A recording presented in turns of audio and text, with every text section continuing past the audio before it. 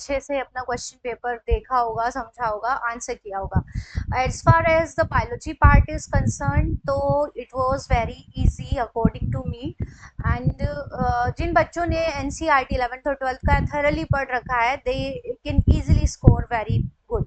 तो अब हम इसका एक देखते हैं कि सोल्यूशन देखते हैं कि क्या था, कैसे क्वेश्चंस थे, कहाँ से थे, और आइए जानते हैं।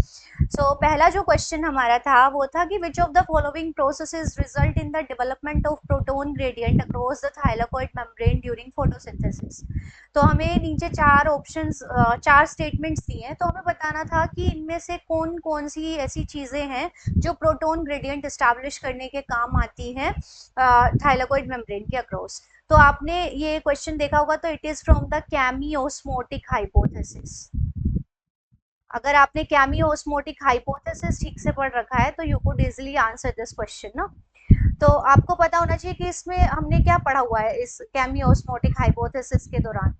इनफैक्ट जिन बच्चों ने हमारे मॉक टेस्ट भी दिए हैं और हमारे पीवाईक्यूज का भी सॉल्यूशन देखा है, तो उनके भी काफी अच्छे मार्क्स आ जाएंगे, क्योंकि हमने इनसे रिलेटेड बहुत सारे क्वेश्चंस अपने मॉक टेस्ट में सॉल्व किए हैं। तो थाइलाकोइड मेम्ब्रेन के अक्रॉस, ये जैसे थाइलाकोइड मेम्ब्रेन है और ये थाइलाकोइड का ल्यूमेन है, और बाहर ये क्या है, स्ट्रोमा ऑफ द क्लोरोप्लास्ट ना। तो क्या होता है, यहाँ PS2 है हमारा फोटो सिस्टम 2, यहाँ हमारा PS1 है। ऐसे हम एक जनरल व्यू देखते हैं और यहाँ पे हम बनाते हैं एक अपना हाइड्रोजन एक्सेप्टर प्लास्टोक्विनोन है, ठीक है। बीच में काफी सारे इलेक्ट्रॉन कैरियर्स होते हैं, तो अभी हम उनके बारे में नहीं जानेंगे।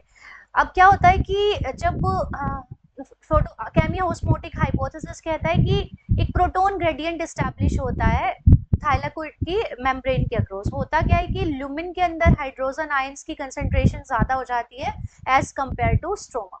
तो वो कौन से फैक्टर्स हैं जो हाइड्रोजन आयंस की कंसंट्रेशन को अंदर बढ़ाने में हेल्प करते हैं? तो एक है कि वाटर स्प्लिटिंग जो कॉम्प्लेक्स होता है, H2O splitting complex, that is located on the inner side of the membrane। तो वो मेम्ब्रेन के अंदर की साइड पे है। तो जो भी आपके प्रोटॉन्स निकले वो किधर निकलेंगे, वो अंदर ल्यूमिन की साइड निकलेंगे। तो ल्यूमिन के अंदर हाइड्रोजन आयंस की कंसंट्रेशन ज्यादा हो जाएगी, राइट। तो पहला तो है splitting of water, H2O splitting, photolysis, ठीक है, ये अंदर की साइड होती है। दूसरा क्या होता है, फिर ये प्लास्टोक्विनोन क्या करता है, यहाँ से ये इलेक्ट्रॉन्स उठाता है और ये स्ट्रोमा से उठाता है हाइड्रोजन आयंस, और ये रिड्यूस हो जाता है PqH2 में। तो स्ट्रोमा से इसने हाइड्रोजन आयंस को कंज्यूम कर लिया, तो स्ट्रोमा के अंदर हाइड्रोजन आयंस की कंसंट्रेशन अंदर के मुकाबले क्या हो गई, कम हो गई। अब ये PqH2 क्या करता है, आगे अपने हाइड्रोजन आयंस को अंदर की तरफ रिलीज कर देता है, जो भी इसने बाहर से उठाए, और इलेक्ट्रॉन को दे देता है ये आगे। अब इलेक्ट्रॉन अल्टीमेटली PS1 के पास पहुंचे, और PS1 के साथ यहाँ एसोसिएटेड है एक एंजाइम कॉम्प्लेक्स NADP रिडक्टेज। तो वो क्या करता है, NADP पॉजिटिव के साथ प्रोटॉन्स को और इलेक्ट्रॉन्स को कंबाइन कराता है और बना देता है reducing power NADPH plus H positive.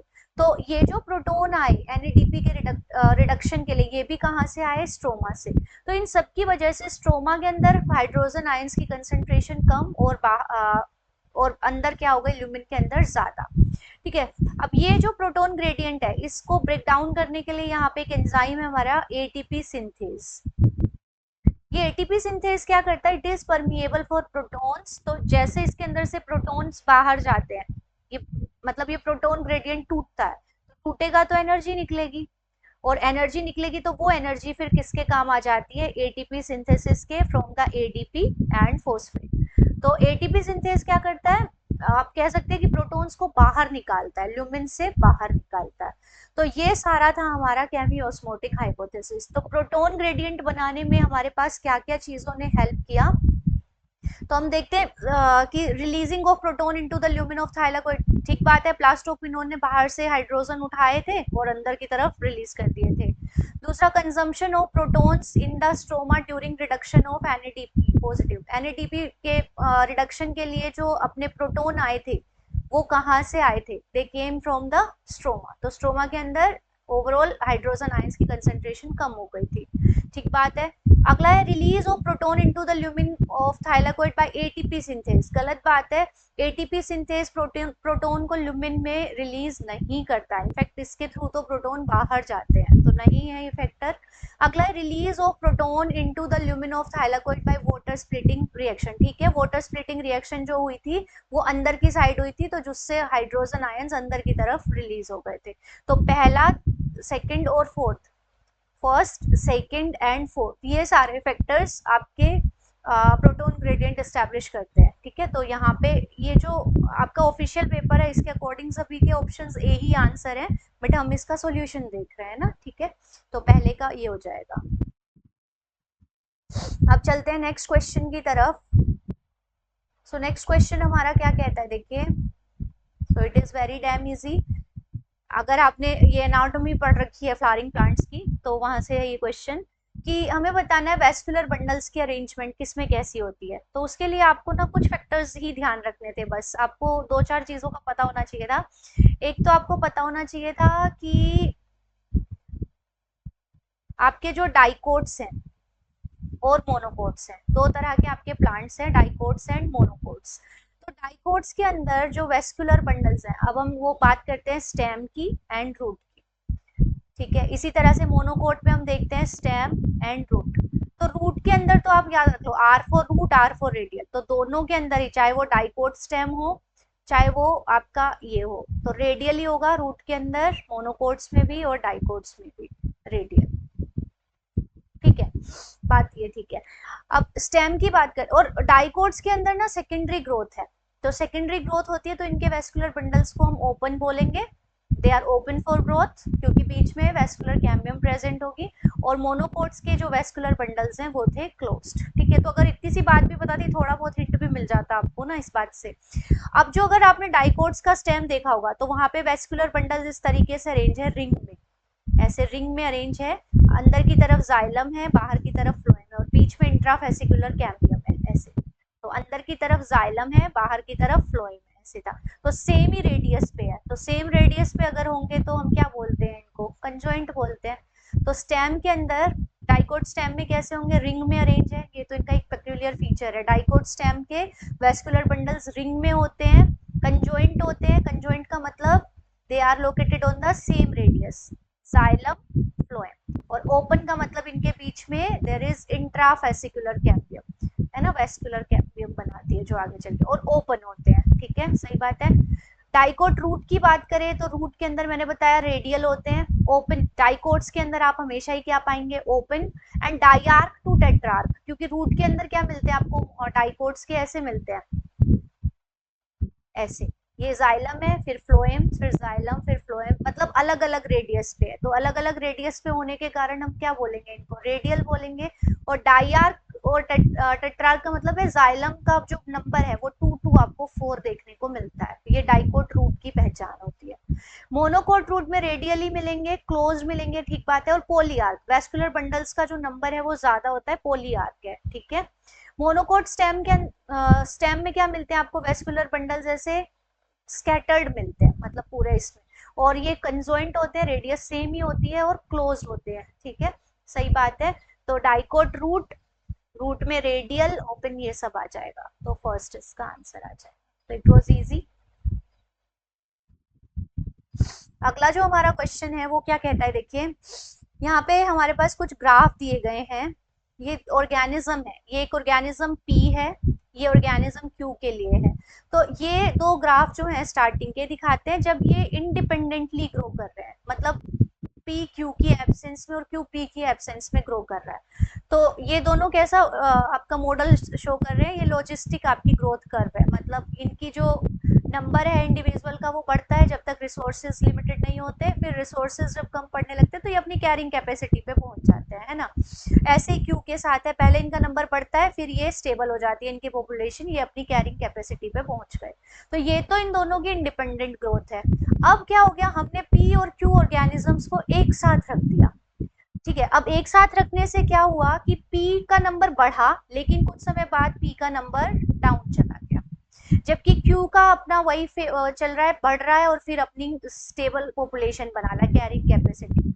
तो अब इन बातों से पी और क्यू जब साथ ग्रो कर रहे हैं तब हमें क्या पता चल रहा है, तो एलिमिनेट करते चलते हैं कि पहला हम लास्ट से शुरू करते हैं, Q is the commensal of P, ये तो नहीं आएगा। अगर क्यू और पी कमेंसलिज्म में शो करते तो क्या होता, कमेंसलिज्म में क्या होता है, एक ऑर्गेनिज्म को तो बेनिफिट होता है और दूसरे को ना हार्म होता है ना बेनिफिट होता है, तो इस तरह से पॉजिटिव न्यूट्रल रिलेशनशिप होता है। तो इसमें तो अगर मान लो अपना एक ऑर्गेनिज्म अच्छे से ग्रो कर रहा था तो दूसरे पे कोई उसका असर ही नहीं होना चाहिए था, तो पी और क्यू इंडिपेंडेंट की तरह, मतलब क्यू की मान लो पॉपुलेशन बढ़ती जा रही है, कमेंट सेल है वो, लेकिन पी को तो कोई इफेक्ट नहीं पड़ना था, तो उसकी पॉपुलेशन भी अपना पहले वाले की तरह ही ग्रो करनी थी, तो ये तो गलत बात है।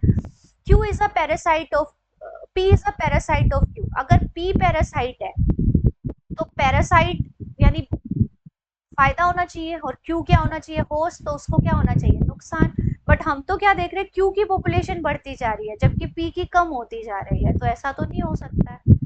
अगला है P and Q exhibit mutualism, mutualism में दोनों ऑर्गेनिजम्स को एक दूसरे की वजह से बेनिफिट होता है, तो दोनों की पॉपुलेशन बढ़नी थी ना, तो लेकिन पी की तो डाउन जा रही है, तो ये भी नहीं हो सकता। तो बचता क्या है कि क्यू प्रीडेटर है, सही बात है, क्यू क्या है, प्रीडेटर है। प्रीडेटर है तो ये क्या करता है, प्रे को खाता है और इसकी पॉपुलेशन बढ़ती है, और प्रीडेटर पी क्या हुआ, अपना प्रे, तो उसकी वजह से प्रीडेटर ने इसका शिकार किया और पी की पॉपुलेशन क्या आ गई, डाउन, तो क्यू प्रीडेटर हो सकता है पी का। तो इस पूरे ओवरऑल सिनेरियो से हमारा क्या आंसर आ जाता है कि Q is the predator of P, right. Now moving to the next question. अगला हमारा क्वेश्चन क्या कहता है, वो भी सिंपल है, पीबीआर 322 के बारे में है ना। पीबीआर 322 हमें पता है कि एक हमारा प्लाज्मिड है, ये प्लाज्मिड बॉलीवर और रोड्रिग्विज ने बनाया था ना, और इसको एक कोड दिया था 322, तो इसके बारे में ये क्वेश्चन है। अब हमें क्या बोला है कि पीबीआर 322 एक क्लोनिंग वेक्टर की तरह से काम करता है, और इसके पास दो रेजिस्टेंस जीन होते हैं, एंटीबायोटिक रेजिस्टेंस जीन, जो सिलेक्टेबल मार्कर की तरह से काम करते हैं। तो आपको पीबीआर 322 का स्ट्रक्चर पता होना चाहिए था। तो ये अपना दो सिलेक्टेबल मार्कर जीन है, ये है हमारा एम्पीसिलिन रेजिस्टेंस के लिए, और ये है अपना टेट्रासाइक्लिन रेजिस्टेंस के लिए, ठीक है।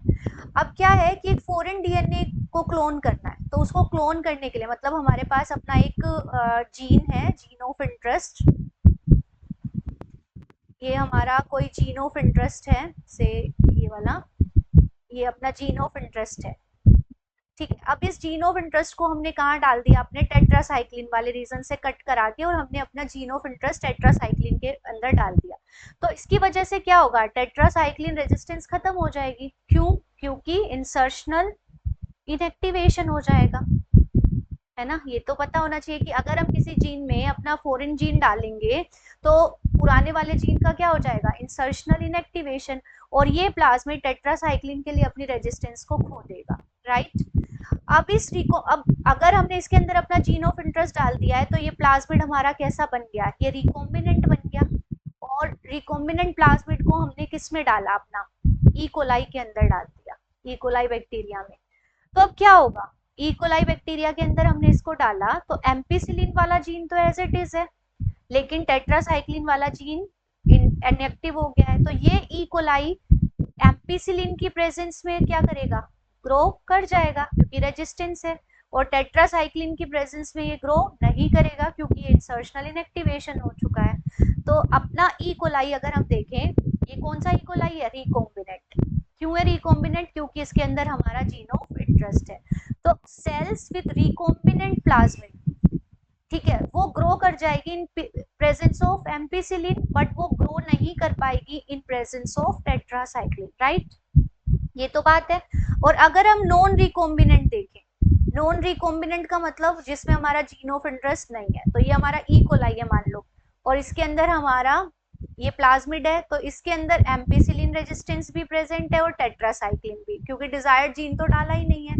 तो क्या ये प्लाज्मिड एम्पीसिलिन की प्रेजेंस में ग्रो करेगा, यस। क्या ये टेट्रासाइक्लिन की प्रेजेंस में ग्रो करेगा, यस, क्योंकि दोनों के लिए रेजिस्टेंस है। तो जो नॉन रिकॉम्बिनेंट है वो दोनों की प्रेजेंस में ग्रो करेंगे, जबकि रिकॉम्बिनेंट ओनली एम्पीसिलिन की प्रेजेंस में ग्रो करेगा, टेट्रासाइक्लिन की में नहीं ग्रो करेगा। तो इंसर्शनल इनएक्टिवेशन का ये केस है। तो तो देखें तो यहाँ से ही अपना आंसर आ जाएगा। तो पढ़ते हैं कि cells with recombinant plasmid can grow in presence of ampicillin but not in tetracycline. अगले क्वेश्चन ये पढ़ लेते हैं कि सेल्स जो रिकॉम्बिनेंट प्लाज्मिड है, रिकॉम्बिनेंट वाली दोनों में ग्रो करेगी, ऐसा तो नहीं है। The cells with non recombinant वाली तो दोनों में ही ग्रो करेगी, चाहे वो, ठीक है, और सेल्स विद नॉन रिकॉम्बिनेंट वाली वो भी सेम है। तो अपना आंसर आ जाएगा कि रिकॉम्बिनेंट प्लाज्मिड सिर्फ एम्पिसिलिन में ग्रो करेंगे, टेट्रासाइक्लिन में ग्रो नहीं करेंगे। Now moving to the next, ये भी बहुत इजी क्वेश्चन है।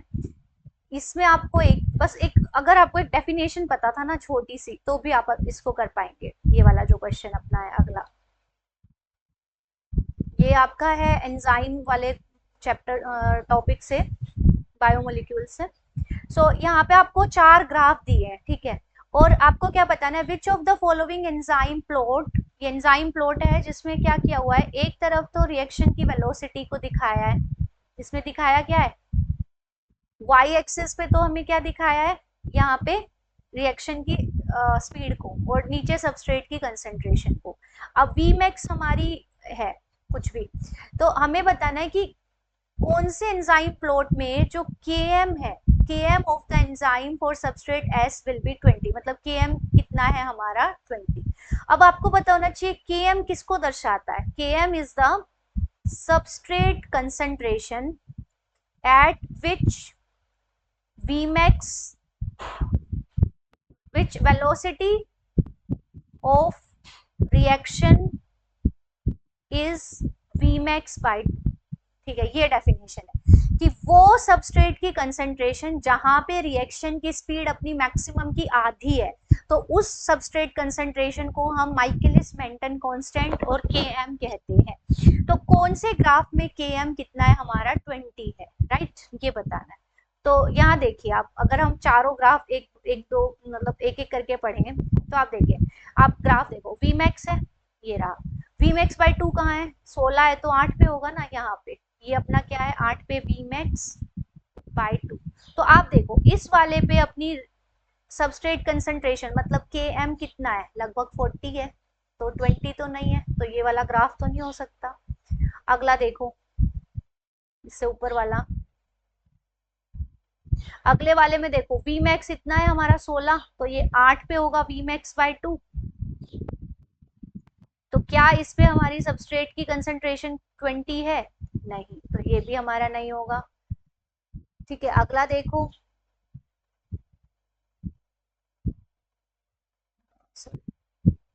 ये देखो Vmax 16 है और Vmax बाई 2 क्या होगा, हाफ इसका 8, और 8 पे क्या सबस्ट्रेट कंसेंट्रेशन Km कितना है 40, तो ये भी नहीं है, तो बचा हमारा ये पहले वाला।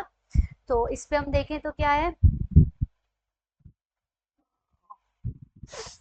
तो यहाँ पे हम देखें पहले वाले ग्राफ में V अपना क्या है, Vmax कितना है 16, और ये हो गया 8 पे Vmax बाई 2, Vmax बाई 2 पे आप सबस्ट्रेट की कंसेंट्रेशन देखिए Km it is equal to 20, तो अपना 20 सबस्ट्रेट की कंसेंट्रेशन क्या है फर्स्ट वाले ग्राफ में, so it will be the right answer.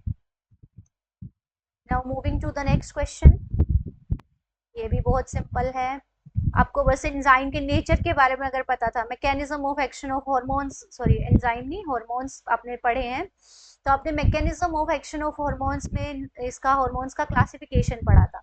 तो यहाँ पे है कि which of the following correctly describes the mode of action of follicular stimulating hormone and oestrogen. तो आपको नेचर पता है कि FSH और एस्ट्रोजन दो हार्मोन्स हमें दिए हैं। अब FSH इज अ पेप्टाइड और प्रोटीन हार्मोन, ये एक पेप्टाइड हार्मोन है, ठीक है, जो आपके पिट्यूटरी से रिलीज होता है, इट इज अ गोनाडोट्रोपिन। और एस्ट्रोजन आपका स्टेरॉइड है ना, it is derived from cholesterol, तो इट इज स्टेरॉइड हार्मोन। अब पेप्टाइड हार्मोन्स क्या है, वाटर सोल्यूबल है, जबकि जो स्टेरॉइड्स हैं दे आर वाटर इनसोल्यूबल, ठीक है, ये भी बात होनी चाहिए। और वाटर सोल्यूबल के साथ साथ यहाँ लिपिड के अंदर बात करें तो वाटर सोल्यूबल है, देखो ये अपनी प्लाज्मा मेम्ब्रेन है, ये सेल है, ये टारगेट सेल है, ये FSH हार्मोन है। अब FSH वाटर सोल्यूबल है, तो क्या वो प्लाज्मा मेम्ब्रेन, क्योंकि प्लाज्मा मेम्ब्रेन का जो मेजोरिटी ऑफ पार्ट है वो हाइड्रो फोबिक है, जो बीच का पार्ट है पूरा, तो क्या FSH इस हाइड्रोफोबिक पार्ट को क्रॉस कर पाएगा? नहीं, तो FSH सेल के अंदर नहीं जा पाएगा। तो इसके जो रिसेप्टर प्रेजेंट होंगे वो कहाँ प्रेजेंट होंगे? मेम्ब्रेन के ऊपर। तो क्योंकि FSH आपका मेम्ब्रेन को क्रॉस नहीं कर सकता, तो इसके जो रिसेप्टर है वो कहाँ प्रेजेंट होते हैं? मेम्ब्रेन के ऊपर, मेम्ब्रेन बाउंड रिसेप्टर होते हैं। ठीक है, जबकि एस्ट्रोजन एक स्टेरॉइड हार्मोन है और स्टेरॉइड्स लिपिड सोल्यूबल होते हैं, स्टेरॉइड्स आर लिपिड सोल्यूबल। तो स्टेरॉइड हार्मोन जैसे ये एस्ट्रोजन है, तो ये डायरेक्टली मेम्ब्रेन को क्रॉस कर सकता है, और इसके जो रिसेप्टर है वो सेल के अंदर, मतलब साइटोप्लाज्म या न्यूक्लियस में आपको मिलेंगे। ठीक है, अब जो आपके वाटर सोल्यूबल हार्मोन है वो किस तरह से काम करते हैं? They act via the secondary messenger, क्योंकि वो डायरेक्टली तो सेल के अंदर जा नहीं सकते, तो वो कुछ सेकेंडरी मैसेंजर बनाते हैं, है ना। जबकि जो स्टेरॉइड हार्मोन्स हैं वो डायरेक्टली मेम्ब्रेन के अंदर गए, अपने ये रिसेप्टर है, यह हार्मोन बाइंड किया। अब ये हार्मोन रिसेप्टर कॉम्प्लेक्स जाके किससे बाइंड करता है? डीएनए के स्पेसिफिक पार्ट से, और वहां पे जाके ये क्या करता है? जीन को या तो एक्टिव कर देता है, सप्रेस, मतलब जीन को रेगुलेट करता है ना। तो अगर आपको ये mechanism of action of hormones पता है तो आप इजीली कर पाएंगे। तो आप देखिए यहाँ पे FSH interact with membrane bound receptor, ठीक बात है, और फिर ये सेकेंडरी मैसेंजर बनाता है, और FSH के केस में जो सेकेंडरी मैसेंजर होता है that is the cyclic AMP। ठीक है, जबकि जो एस्ट्रोजन है वो इंट्रासेलुलर रिसेप्टर से बाइंड करता है, और फिर ये जाके डीएनए से बाइंड करता है और जीन रेगुलेशन करता है, जीन के एक्सप्रेशन को कंट्रोल करता है। तो ये बात ठीक है। अगर हम बाकी स्टेटमेंट्स पढ़ें कि FSH interacts with intracellular receptor, no, गलत हो गया यहीं से। अगला है both FSH and oestrogen regulate gene expression via intracellular, फिर से गलत। अगला है both FSH and oestrogen regulate cellular metabolism via membrane bound, नहीं, एक FSH के लिए मेम्ब्रेन बाउंड है। तो अपना आंसर आ गया है। आई होप ये क्लियर हो गया आपको। अगला क्वेश्चन भी बहुत इजी है, it is very dam easy. ठीक है, हमें पता है क्लासिफिकेशन हुआ ऑर्गेनिज्म का, क्लासिफिकेशन के लिए एक क्राइटेरिया यूज अगर हम करें, सिर्फ यहाँ पे बोला है कि अगर सेल वॉल प्रेजेंट है या नहीं है, सिर्फ इस चीज को लेके हम ऑर्गेनिज्म को क्लासिफाई करें, तो माइकोप्लाज्मा को आप कौन से ग्रुप में रखेंगे, ये पूछा गया है। तो आपको ये पता होना चाहिए कि cell wall present, cell wall absent. ठीक है, तो इस क्राइटेरिया के बेसिस पे हम ऑर्गेनिजम्स को two kingdom system of classification आपने पढ़ा होगा। Two kingdom of system of classification में क्या बताया गया था कि अगर सेल वॉल प्रेजेंट है तो ऑर्गेनिज्म को हम कौन से किंगडम में रख देंगे? प्लांट किंगडम में। ठीक है, और अगर सेल वॉल नहीं है तो ऑर्गेनिज्म को हम किस में रख देंगे? Animal kingdom. ये क्राइटेरिया आपका two kingdom system of classification में यूज हुआ था, अगर आपको याद हो। तो अगर यही वाला क्राइटेरिया यूज करें तो माइकोप्लाज्मा को आप कौन से ग्रुप में रखेंगे? ठीक है, अब माइकोप्लाज्मा आपको पता है एक प्रोकैरियोट है, आज के दिन आपको पता है कि ये प्रोकैरियोट है, और ये एक्सेप्शन है, बाकी प्रोकैरियोट्स में तो सेल वॉल होती है, but mycoplasma are the prokaryotes जिनके अंदर सेल वॉल नहीं होती। ठीक है, ये एक्सेप्शन होते हैं, प्रोकैरियोट्स जिनके अंदर सेल वॉल नहीं होती, दे आर द माइकोप्लाज्मा। तो माइकोप्लाज्मा में सेल वॉल नहीं है तो सीधी सी बात है, उनको कौन से किंगडम में आप रखेंगे? एनिमल किंगडम में। वो तो बाद में पता चला प्रोकैरियोट्स हैं तो उनको उठा के अलग किंगडम में रखा गया, किंगडम आपका कौन सा? मोनेरा। ठीक है, लेकिन अगर मोनेरा बना ही नहीं था तो किस में रखेंगे? एनिमल किंगडम, एनिमेलिया में। अगला क्वेश्चन हमारा क्या कहता है, देखिए, which one of the following is correct sequence of coding strand? ठीक है, आपको पता है डीएनए जो होता है जब ट्रांसक्रिप्शन होता है तो एक स्ट्रैंड तो टेम्पलेट की तरह से काम करता है, और एक स्ट्रैंड जो ऑपोजिट पोलैरिटी वाला है वो क्या होता है? Coding strand. ये पता है आपको, template strand and coding strand. Template strand क्या होता है? जिससे आरएनए आपका बनेगा, और कोडिंग स्ट्रैंड क्या है? टेम्पलेट स्ट्रैंड के जो कॉम्प्लीमेंट्री वाला है वो।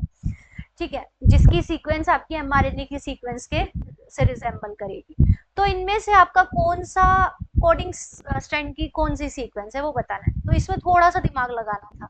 देखो आपको दिए हैं 2 स्ट्रैंड, अब प्रोमोटर आपको कौन सी साइड पे, ये राइट साइड है, ये क्या है आपकी लेफ्ट साइड, तो प्रोमोटर कौन सी साइड पे दिया है, राइट साइड पे दिया है, और ट्रांसक्रिप्शन इस डायरेक्शन में दिखा रखा है। अगर आप ये एरो देखेंगे तो क्या है, यहाँ पे आपकी ट्रांसक्रिप्शन स्टार्ट साइड और आपका ट्रांसक्रिप्शन इस डायरेक्शन में चल रहा है, ठीक है, ऐसे चल रहा है। अगर ये स्ट्रैंड है 5 3 और दूसरा है आपका 3 5, तो आपका ट्रांसक्रिप्शन इस डायरेक्शन में चलेगा, ठीक है, इस डायरेक्शन में चलेगा, और आपका जो आरएनए बनेगा वो बनेगा, क्योंकि आरएनए पॉलीमरेज कौन सी डायरेक्शन में काम करता है, 5 to 3, तो ये आपका जो आरएनए बनेगा इसकी पोलैरिटी क्या होगी, 5 to 3 इसमें। तो ये वाला जो स्ट्रैंड है ऊपर वाला, it is acting as the template, है ना, सही बात है ना, सही बोल रही हूँ। तो ये जो ऊपर वाला स्ट्रैंड है, क्योंकि यहाँ से ट्रांसक्रिप्शन की डायरेक्शन ऐसे दिखा रखी है, और फिर आपको पता है आरएनए पॉलीमरेज 5 to 3 में काम करता है, तो ऐसे आपका आरएनए बन रहा है। तो जो नीचे वाला स्ट्रैंड है वो क्या हुआ आपका, कोडिंग स्ट्रैंड हुआ। तो कोडिंग स्ट्रैंड की सीक्वेंस क्या है, अब देखो आपको यहाँ से देखना होगा 5 5 5 5 5 से 3 पढ़ना है, तो 5 से 3 ये वाला जो स्ट्रैंड है ये क्या है आपका कोडिंग। अब जो ऑप्शन में दिया है वो 5 to 3 पढ़ना है, तो 5 to 3 क्या होगा, ये ऐसे पढ़ना है आपको, जी टी जी सी टी जी, ये वाला जो है सीक्वेंस, तो ये क्या आएगा आपका first, G T G C T G T A C G G C T D A, तो पहली ये वाला आएगा। बस आपको ये नीचे वाले स्ट्रैंड को इस डायरेक्शन में 5 to 3 में पढ़ना है, तो आपका आंसर आ जाएगा, राइट। अब अगला देखिए, अगला क्वेश्चन क्या कहता है, which one of the following correctly describes the sequence of events leading to muscle contraction following acetylcholine release at the neuromuscular junction। ठीक है, ये मसल कॉन्ट्रैक्शन से रिलेटेड है, स्लाइडिंग फिलामेंट थ्योरी। तो आपको पता है ये अपनी है प्री साइनेप्टिक न्यूरॉन, ठीक है, ये आपकी है मसल फाइबर,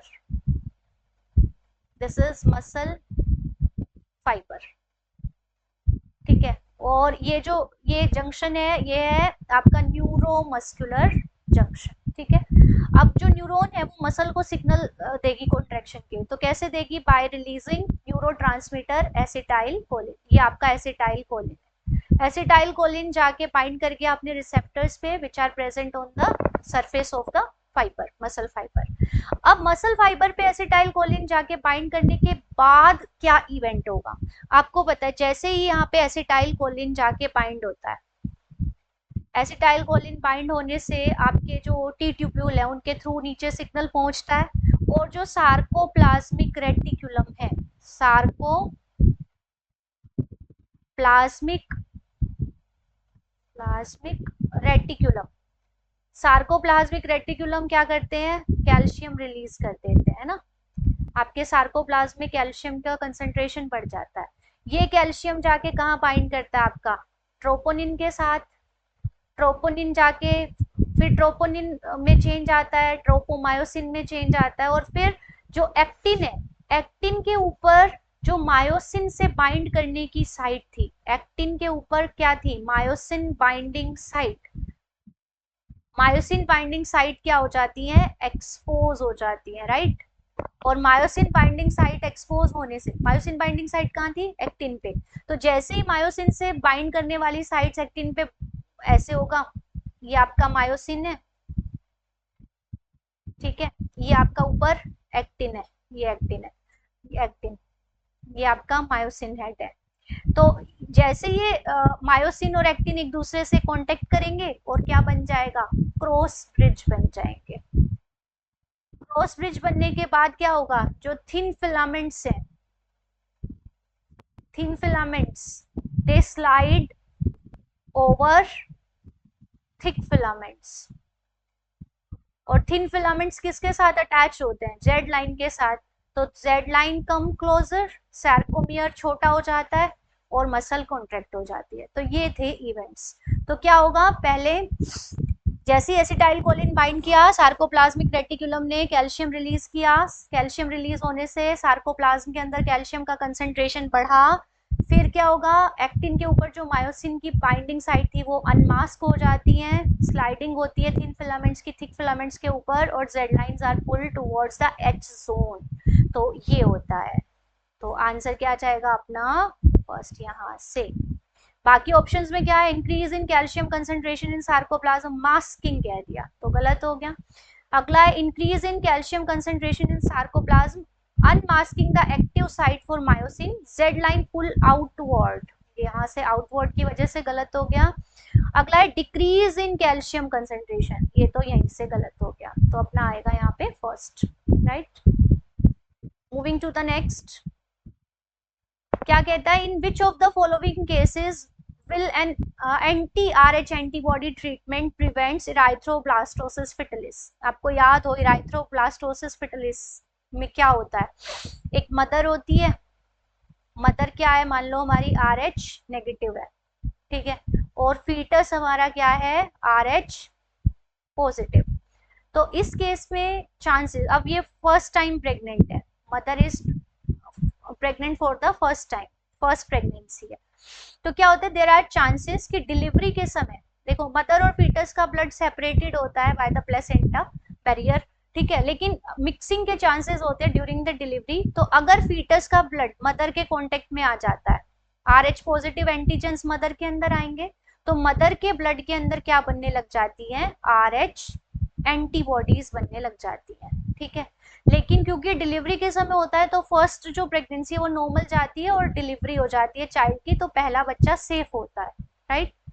लेकिन जो ये अब जो मदर की बॉडी है वो सेंसिटाइज हो चुकी है ऑलरेडी, उसके अंदर पहले से ही RH एंटीबॉडीज बन चुकी है। अब जो सेकेंडरी प्रेगनेंसी है, अगली जो फ्रीक्वेंट मतलब सॉरी अगली जो सब्सिक्वेंट प्रेगनेंसी है, उनमें क्या होता है कि अगर RH एंटीबॉडीज ये कौन सी होती है, दीज आर IgG टाइप, जो कि बहुत स्मॉल होती है, smallest antibodies, and these can cross placenta. तो ये क्या कर सकती है, ये एंटीबॉडीज प्लेसेंटा के थ्रू फीटस के अंदर जा सकती है अगली बार, और ये फीटस के अंदर जाके जो RH एंटीजेंस है RBC के सरफेस पे, उनके साथ ये एग्लूटिनेशन करती है, क्लम्पिंग कर देती है, और इस कंडीशन में क्या होता है, जो मतलब जो फीटस है, फीटस का जो लिवर है वो बहुत ज्यादा RBCs बनाने लगता है, इमेच्योर RBCs वो रिलीज कर देता है, इमेच्योर आरबीसीज रिलीज होने लगती है फीटस के ब्लड में ना, और फीटस एनीमिक होता है इस केस में, तो मतलब जो बच्चा होगा वो एनीमिक होगा। तो जो सेकंड वाली जो प्रेगनेंसी है वो उसमें गड़बड़ हो सकती है। तो क्या करते हैं इस कंडीशन को रोकने के लिए, इस कंडीशन को इराइथ्रोब्लास्टोसिस फिटलिस क्यों कहा, इराइथ्रोब्लास्ट का मतलब क्या होता है, इमेच्योर आरबीसीज, क्योंकि इस कंडीशन में क्या होता है कि जो आरबीसीज है उनके सरफेस के ऊपर RH एंटीजन है, एंटीजन के साथ RH एंटीबॉडीज ने बाइंड करना शुरू कर दिया, तो फीटस का लिवर और ज्यादा आरबीसीज बनाएगा और इमेच्योर आरबीसीज को रिलीज करना शुरू कर देगा। तो ड्यू टू इमेच्योर आरबीसीज इस कंडीशन को इराइथ्रोब्लास्टोसिस फिटलिस कहते हैं, राइट।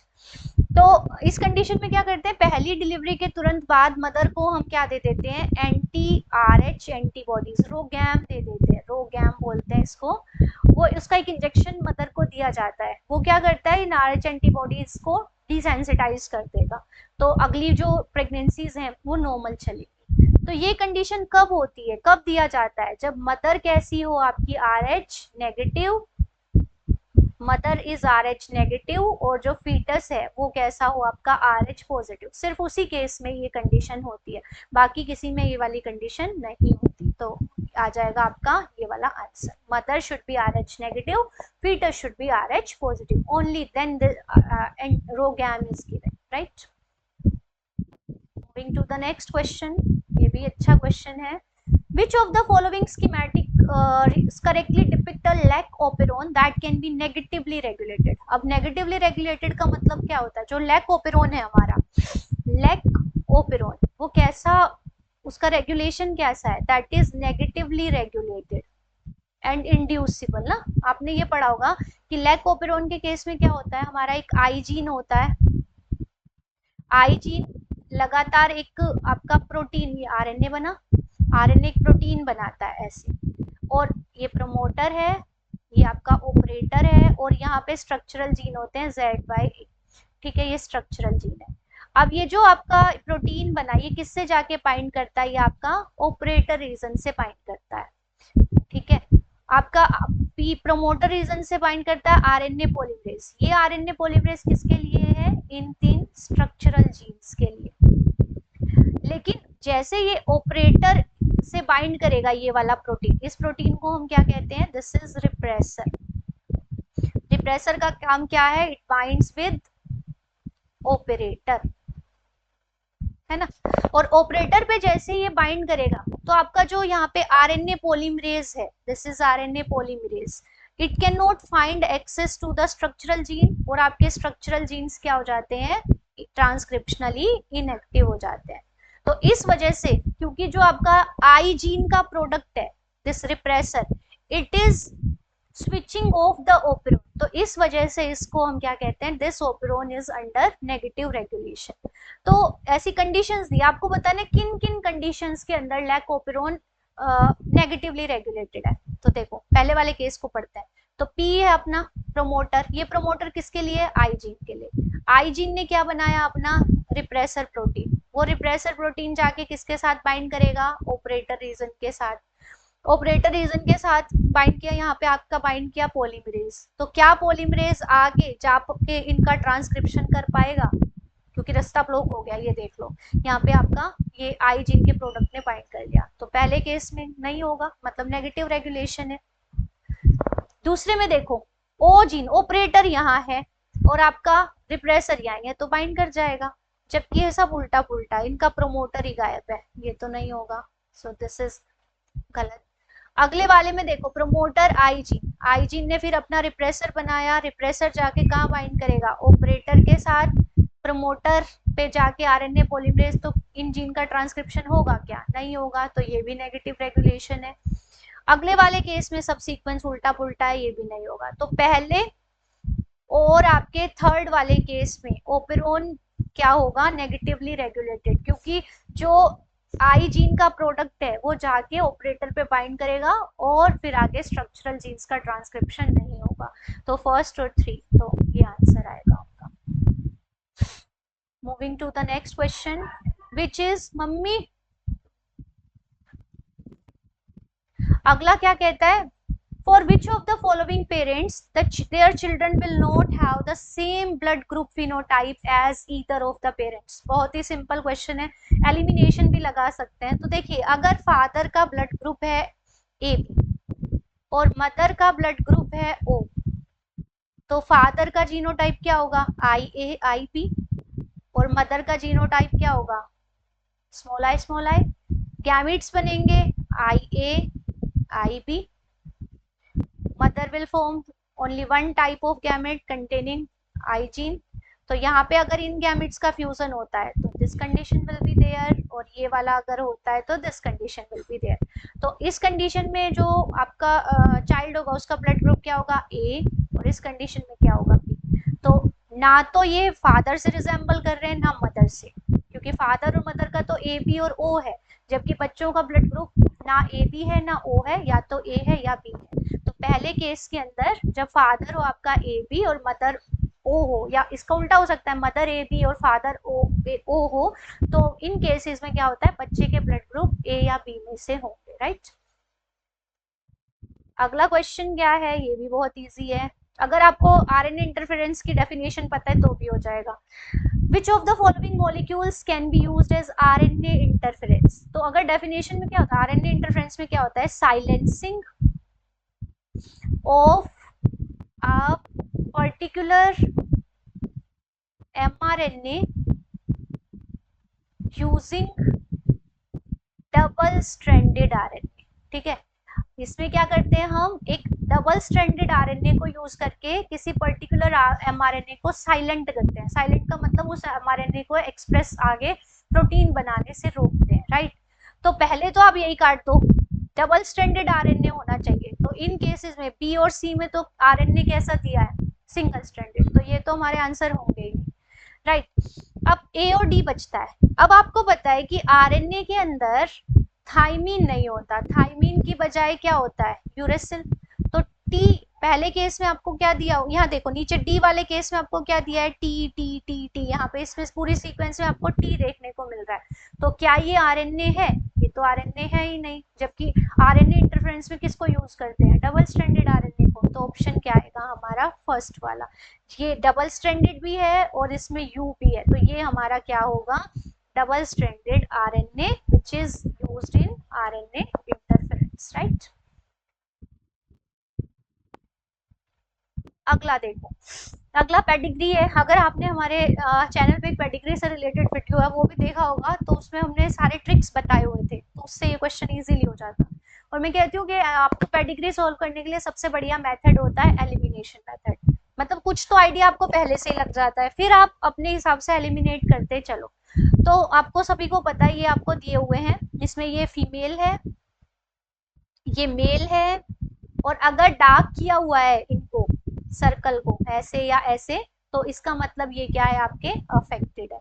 तो आपको पैटर्न बताना है कैसा इस डिसऑर्डर का। तो देखो पहले तो चीज ये भी देख सकते हो कि कोई भी जनरेशन स्किप नहीं हुई है ना, जनरेशन स्किप नहीं है, तो डोमिनेंट कर सकते थे, बट डोमिनेंट होगा ही नहीं आगे। अगर आप इसको उस हिसाब से लोगे तो डोमिनेंट कर सकते थे, बट उस केस में ये होगा नहीं। तो एलिमिनेट करते चलो। पहला माइटोकॉन्ड्रियल पढ़े, तो माइटोकॉन्ड्रियल में तो क्या होता है कि मदर अगर अफेक्टेड है, इफ मदर इज अफेक्टेड, तो वहां से all children will be affected, है ना, कि अगर मदर अफेक्टेड है तो सारे बच्चे अफेक्टेड होंगे। क्योंकि बच्चे अपना माइटोकॉन्ड्रिया कहाँ से इनहेरिट करते हैं, अपने मदर से। जबकि फादर अगर अफेक्टेड है तो कोई भी बच्चा, no children will be affected, ठीक है। लेकिन आप देख रहे हो यहाँ पे फादर अफेक्टेड है, तो फादर से उसके सारे डॉटर्स अफेक्टेड है, तो फादर से अगर बच्चों में जा रहा है तो ये मैटरनल तो नहीं है, मतलब माइटोकॉन्ड्रियल तो नहीं है। अगला वाई लिंक्ड, अगर देखें वाई लिंक्ड भी नहीं हो सकता, क्योंकि वाई लिंक्ड होता तो वाई लिंक्ड में कभी भी, क्योंकि फादर से डॉटर में क्या ये जा रहा है, कहीं जा रहा है ना, यहाँ पे फादर से ये किस में जा रहा है, उसकी डॉटर्स में जा रहा है। तो वाई लिंक्ड होता तो क्या ये फादर से डॉटर में जाता, नहीं जाता, क्योंकि है ना, डॉटर तो वाई क्रोमोसोम लेती नहीं है अपने फादर से, तो नहीं हो सकता। अब हमारे पास ये तो हमें बच गया कि ये एक्स लिंक्ड है। अब ये डोमिनेंट है या रिसेसिव है, ठीक है।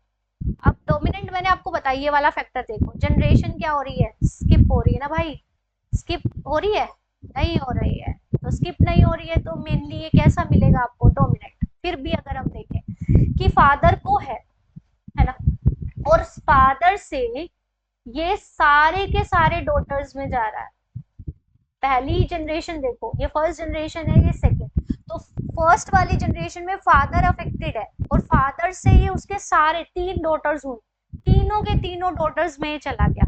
तो इसका मतलब अगर मैं देखूं, मदर तो अपनी नॉर्मल है, फादर के अंदर एक्स क्रोमोसोम पे ये है ऐसे, तो पहला अपना ये केस है, इन दोनों की शादी हो गई। ये कौन सी जनरेशन है अपनी, फर्स्ट। तो आप देखो X X X X X Y X Y, तो आप देख रहे हो सन तो अफेक्टेड है ही नहीं, इसमें देखो सन तो अफेक्टेड है ही नहीं, ये भी नहीं है, ये भी नहीं है, ये भी नहीं है, और लेकिन डॉटर सारी की सारी अफेक्टेड है। इसका मतलब क्या है, ये जो क्रोमोसोम है जो अफेक्टेड जीन को कैरी कर रहा है, ये वाला जीन क्या हो गया, डोमिनेंट हो गया। अगर ये रिसेसिव होता तो जो ये है डॉटर्स, ये सिर्फ क्या होती है, आपकी कैरियर होती, अफेक्टेड नहीं होती। तो अगर जरा से भी कॉन्सेप्ट पता है ना कि फादर से सारी डॉटर्स में जा रहा है ना, तो ये यही से आपको पता चल जाता फर्स्ट और सेकंड जनरेशन देख के ही, तो it will be X linked dominant, right. अगला हमारा क्वेश्चन क्या है कि a female child is born with all primary oocytes required during her lifetime. At which of the following stages of cell division are these oocytes found at birth? तो आपको पता है कि जब एक फीमेल पैदा होती है, when a female is born, तो उसके ओवरीज के अंदर, ये ओवरी है, तो ओवरीज के अंदर बहुत सारी oocytes प्रेजेंट होती हैं प्राइमरी फॉलिकल वाले स्टेज में ना। अब ये प्राइमरी oocyte आपको पता होना चाहिए क्या होता है कि बिफोर बिफोर बर्थ फीमेल के अंदर जो oogonia है, एग मदर सेल्स है, वो माइटोसिस करती है और माइटोसिस करके वो बहुत सारी और ज्यादा oogonia बना लेती है। अब इनमें से कुछ oogonia क्या करती है, साइज में ग्रो करती है और क्या बन जाती है, प्राइमरी oocyte। अब ये जो प्राइमरी oocyte है ये क्या करती है, मियोसिस 1 स्टार्ट करती है, लेकिन बट अरेस्ट हो जाती है। तो ये कौन सी स्टेज में अरेस्ट हो जाती है, they get arrested eight prophase 1। Prophase 1 के भी कौन से स्टेज में अरेस्ट होती है, डिप्लोटिक। ठीक है, तो जब फीमेल पैदा होती है तो उसकी, ये सारा सिनेरियो बिफोर बर्थ है, तो जब फीमेल पैदा होगी तो उसके ओवरीज के अंदर बहुत सारी ये लैक्स के अराउंड हर एक ओवरी के अंदर ये oocyte प्रेजेंट होगी, प्राइमरी oocyte ही बोलेंगे इसको, but they have started their meiosis 1 but ये अरेस्ट हो गई at the prophase 1 at diploid stage। तो आंसर क्या आएगा, prophase 1। और ये अपना meiosis 1 रिज्यूम करती है प्यूबर्टी पे। ठीक है, तो आंसर क्या हो जाएगा, prophase 1। I hope it is clear. तो ये थे हमारे बायोलॉजी के क्वेश्चंस जो इस टेस्ट के अंदर आए। अगर आपको किसी भी क्वेश्चन में फर्दर कोई डाउट है तो you can ask me in comment section. तो पेपर मुझे लगता है इजी था and wish you all the very best for the result. And अगर पेपर किसी वजह से अच्छा नहीं हुआ है तो डोंट गेट डिसअपॉइंटेड, हम लोग फिर से तैयारी कर सकते हैं, we have one more chance, so don't get disappointed. Okay, so stay happy, stay fit. Thank you, have a nice day.